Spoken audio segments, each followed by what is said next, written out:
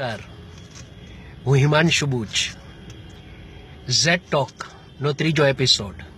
આજે આપણે વાત કરીશું દ્રષ્ટિ, મનોવૃત્તિ અને વ્યવહાર. આપણે ઝાડ જોયું છે, ઝાડનું બીજ, એનું થડ અને લીલોતરી. આ ઝાડને ધારો કે હું માણસ સાથે સરખાવું તો જે બીજ જે છે એ આપણું દ્રષ્ટિકોણ છે, થડ છે એ આપણી મનોદશા છે, અને જે લીલોતરી છે એ આપણો વ્યવહાર છે. 15મા અધ્યાયમાં પહેલા શ્લોકમાં કૃષ્ણ ભગવાને કહ્યું છે કે ઊર્ધ્વ મૂલ મધ શાખમ અશ્વસ્થમ પ્રાહુરવ્યયમ છંદાંસી યત્સ્ય પરણાની યત્સ્યમ વેદ સ વેદવીત.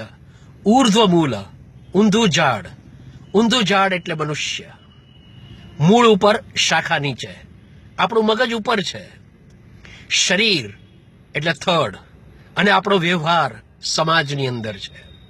એટલે જો આપણે વ્યવહાર સારો કરવો હોય તો આપણી મનોદશા, મનોવૃત્તિ સારી કરવી પડે, પણ એના માટે આપણો દ્રષ્ટિકોણ બદલવો પડે.